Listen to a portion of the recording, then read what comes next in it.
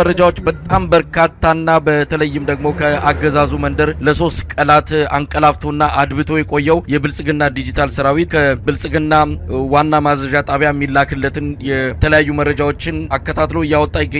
ለማንኛውም እንደየአመጣጡ ሁሉንም ምላሽ መስጠት የሚያስፈልግ ይመስላል። በነገራችን ላይ ፋኖ ከመካነ ሰላም ከተማን ተቆጣጥሯል። አንድ ኮሎኔል መማረኩንም እንደዚሁ ተገልጾ ነበር። ይሄ ኦፕሬሽን የተካሄደው በዋናነት በአማራ ፋኖ ብሔራዊ ኃይል ሚኒሊክ እዝና ቴዎድሮስ እዝ በጋራ ባደረጉት የተቀናጀ ኦፕሬሽን እንደሆነ ነው የተመለከተው። እንግዲህ ከፍተኛ የሆነ እንቅስቃሴዎች በአገዛዙ በኩልም እየታየ ነው። ድንጋጤ ያለ ብልጽግናው መንደር ተረብሿል። ከፍተኛ የሆነ የሰራዊት ንቅናቄ ያካሂዱ ይገኛሉ። ድሮንና ጀቶችን በተለያዩ አካባቢዎች አሰማርተዋል። ይህንን በጥንቃቄ መመልከትም የሚያስፈልግ ይመስለኛል። እንግዲህ ከተሞችን እየተቆጣጠሩ ነው። ዳንሳ እንደዚሁም ተንታ ወረዳዎች እነዚህ አካባቢዎች በፋኖ ቁጥጥር ስር እንደሚገኙ ነው የታወቀው። ወልዲያ ከፍተኛ ትንቅንቅ እየተደረገ ነው። ወልዲያ ከተማ ላይ አብይ አህመድ እግረኛ ሰራዊቱን ጨርሶ በአንድ ከፍተኛ ኮሎኔል የሚመራ ሜካናይዝድ ጦር በድሮንና በጀት ታጅቦ እንደ እግረኛ ሰራዊት ድሮንና ጀቱን እያሰማራ እየተዋጋ እንዳለ ነው የሚገለጸው። በሰሜን ወሎ ወልዲያ ከተማ ዙሪያ ባሉ ገጠራማ አካባቢዎች ከጧት ጀምሮ እስከ አሁን ሰዓት ድረስ ጠንከር ያለ ውጊያ እንዳለ ነው ነዋሪዎችም የገለጹት። እንግዲህ የመድፍ ድምጽ እየሰማን ነው ብለዋል አንዳንድ ነዋሪዎች ለአንከር ሚዲያ በላኩት መረጃ እንደተመለከተው። ተኩሱ የሚሰማው ከመቻሬ መብራት ኃይል እስከ ጀነቶ በር ጉባ አዲሱ ማረሚያ ቤት አካባቢ እንደሆነም ገልጸውልናል። እንግዲህ ከፍተኛ የሆነ ትንቅንቅ እየተደረገ ይገኛል። አንተም ቀደም ሲል እንደጠቀስከው የአብይ አህመድ አገዛዝ ይሄ የመጣበትን መዓት እየተደጋገመ እየደረሰበት ያለውን ምት መቋቋም ስላልቻለ ፋኖ በዚህ ደረጃ ላይ ጠቃኝ አይችልም፣ ሌሎች ኃይሎች አብረው ነው ያሉት በሚል ሐሰተኛ መረጃዎችን እያሰራጨ ይገኛል። ለማንኛውም አጠቃላይ ሁኔታውን እንመልከት። እንግዲህ በአብይ አህመድ መንደር አሁን ተስፋ መቁረጥ አለ። ሲሪንቃ የሚገኘውን ጤና ማዕከል ነው በድሮን ደብድቦ በርካታ የሕክምና ባለሙያዎችንና እየታከሙ የነበሩ ሰላማዊ ዜጎችን የጨፈጨፈው የፈሪ በትር ነው ማለት እንችላለን። ግን እስቲ ምንድነው ሊከሰት የሚችለው? እንግዲህ ተስፋ የቆረጠው አገዛዙ የፈሪ በትሩን እየሰነዘረ ይገኛል። ከዚህ በኋላስ በዚህ መልኩ እንደው የአማራ ክልልን በተለይም ሰሜን ወሎን ዳግም መቆጣጠር የሚችልበት እድል አለው ወይ? ሰሜን ወሎ የተዘጋ ፋይል ነው ማለት በጣም ወጣ ገባ የሚበዛበት ወታደራዊ ጠቀሜታ ያላቸው በርካታ በ5 እና በ10 ወታደሮች 1000 የሚሆን ሰራዊትን መመልከት የሚችሉ ስትራቴጂካዊና ወታደራዊ ጠቀሜታ ያላቸውን ቦታዎች ለቆ ሄዷል። አሁን ወልዲያ ላይ ነው እየተጨረጨረ የሚገኘው። በዚህ በኩል ሰራዊት ማስገባት አይችልም። በሃይቅን፣ መርሳን፣ ውርጌሳን፣ ቡጫሌን፣ ይስማ ንጉስ እንዲሁም ቦሩ ሜዳ ሁሉ ተይዟል እኮ በቃ ያ መንገድ ከወልዲያ ጀምሮ እስከ ደሴ ያለው አጠቃላይ 8 እና 9 ከተሞች በፋኖ ቁጥጥር ስር ገብቷል።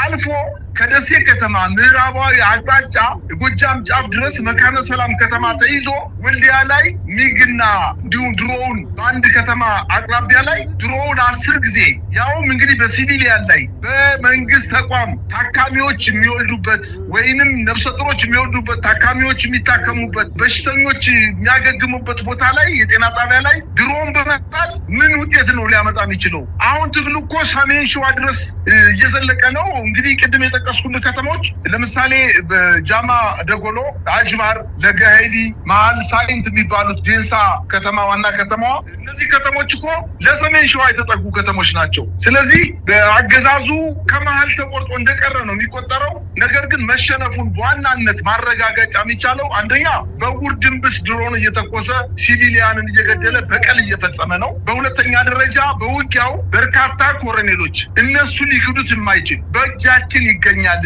የ12ኛ ክፍለ ጦር ምክትል አዛዥ በእጃችን ተማርኮ ይገኛል። አሁንም ዛሬ መካነ ሰላም ከተማ ላይ በተደረገው ውጊያ የጎጃም ፋኖችና የሰሜን ወሎ ፋኖች በጋራ በሰነዘሩት ማጥቃት መካነ ሰላም ብቻ ሳይሆን በዙሪያ የሚገኙ ትልልቅ ከተሞችን በእጃቸው አስገብተው የጋራ ማጥቃት ሰንዝረው ኮሎኔሉን በእጃቸው አስገብተዋል። የክፍለ ጦር አዛዥ ኮሎኔል ተማረከ፣ ተያዘ ማለት እኮ ሙሉ በሙሉ ሰራዊቱ ፈርሷል ማለት ነው። ኮሎኔሎች ውጊያ ሲያዋጉ ከመድፍ ሬንጅ ካልሆነ በስተቀር ከሞርተርና ከዲሽቃ ሬንጅ ወይንም የተኩስ ቀጠና ውጪ ሆነው ነው የሚያዋጉት። እንግዲህ ኮሎኔል በእጃቸው አስገቡ ማለት ያ ክፍለ ጦሩ ወይም ያ ብርጌድ ወይም ያ የሰራዊት ስብስብ ሙሉ በሙሉ ተመቶ ፈርሷል ማለት ነው። ስለዚህ እዛ ላይ ሰሜን ሸዋ ጥግ ላይና ምስራቅ ጎጃም ጥግ ላይ በሐራ በኩል አስገብቶ ከአፋር ሰራዊት አስመጥቶ በመድፍና በታንክ የታጀበ በከተማዋ ላይ ድብደባ በመፈጸም ለፖለቲካ ፍጆታ ሲባል ከተማዋ ላይ ለቋል እንዳይባል ለማድረግ ካልሆነ በስተቀር በትናንትናው ለጧት እኮ 2 ሰዓት ተኩል ላይ የፋኖ ኃይሎች በወልዲያ ከተማ ገብተው ከጥቁር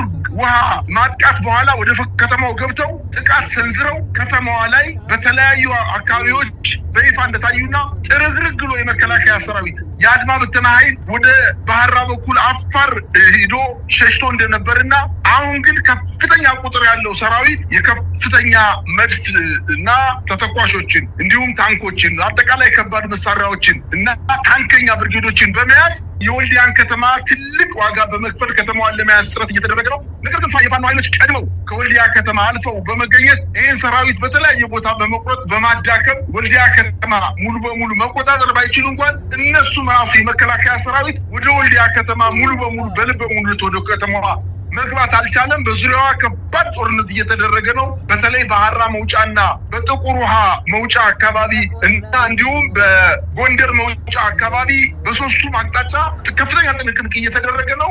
መንግስት በአየር የድሮን ከፍተኛ ድብደባ እየፈጸመ ነው። ነገር ግን የፋኖ ኃይሎችን ሊያገኛቸው አይችልም። የሽምቅ ውጊያ ስለሚያደርጉ በከባባድ መሳሪያዎችን ማጥቃት ስለማይሰነዝሩ በ5 እና በ6 ሜትር ጥሎ 2 እና 3 ወታደር መግደል ስለማይፈልግ አጠቃላይ ርቀት ላይ እየተንቀሳቀሱ ስለና ላይ እየፈጸመ ያለው በሰላማዊ ሰዎች ላይ ድጋፍ ይሰጣሉ። ያጠቃላይ የአማራ ህዝብ ድጋፍ እየሰጠው ነው ለፋኖ በማለት ፋኖን ሳይሆን ህዝቡን ደጋፊውን በመምታት የፋኖ ኃይሎች ተሳቀው ከከተማው እንዲወጡ ለማድረግ ከፍተኛ እንቅስቃሴ እያደረገ ነው። ኮሎኔል የተማረከበት፣ በሺዎች የሚቆጠሩ ወታደሮች የተገደሉበት፣ በመቶዎች የሚቆጠሩ ወታደሮች በእጃቸው ያጠፉበት እንዲሁም በተቆጥሮ የማያልቅ ተተኳሽ የብሬድ፣ የዲሽቃ፣ የሞርተር ቅንቡላዎች፣ የክላሽ ተተኳሽ መኪና ሙሉ በአጠቃላይ ወታደራዊ ተሽከርካሪዎች ከ16 በላይ የወታደራዊ ተሽከርካሪዎች በ3 ቀን የተማረኩበት የመከላከያ ሰራዊት ከእንግዲህ በኋላ አገግሞ የሰሜን ወሎ አካባቢዎችን መቆጣጠር ይችላል የሚል እምነት የለኝም። ግን ዘሎ አልፎ ወደ ምዕራብ ወሎ ውጊያው እየተስፋፋ ስለሆነ አሁን ከወሎ ጎጃም እንዲሁም በደቡብ ጎንደርና በሰሜን ሸዋ አዋሳኝ እና አጎራባች ወረዳዎች ላይ ጥቃቶቹ ተስፋፍተው የፋኖ ኃይሎች ተበረታተው የበለጠ በሽጎ የሚገኘው ሰራዊት መጥተው ይበትኑታል የሚል እምነት ነው ያለኝ። መሳይ እንግዲህ በጣም ብዙ መረጃዎች እየወጡ ይገኛሉ። አገዛዙ በይፋ ያሳወቀው ነገር የለም። ነገር ግን በዲጂታል ሰራዊቱ አማካይነት የሐሰተኛ መረጃዎችንና ማደናገሪያ የሆኑ አንዳንድ መልእክቶችን እያሰራጨ ይገኛል። የአብዛኛው ማህበረሰብ ክፍል ነገሩን በደንብ የተረዳው በመሆኑ በሚሰራጩት መረጃዎችና መልእክቶች ብዙም የተደናገሩ አይደሉም። ነገር ግን ጥንቃቄ ማድረግ ያስፈልጋል። በርካታ ቦታዎች እየተያዙ ነው። ደሴ ዙሪያዋን ለፋኖ ምናልባትም ግስጋሴ በሯን ከፍታ ልትሰጥ የምትችልበት ሁኔታ እንደሚኖር ምንም ጥርጥር የለውም። የአብይ አህመድ አገዛዝ በጣም ድንጋጤ ውስጥ እንዳለ መረጃዎች ያመለክታሉ።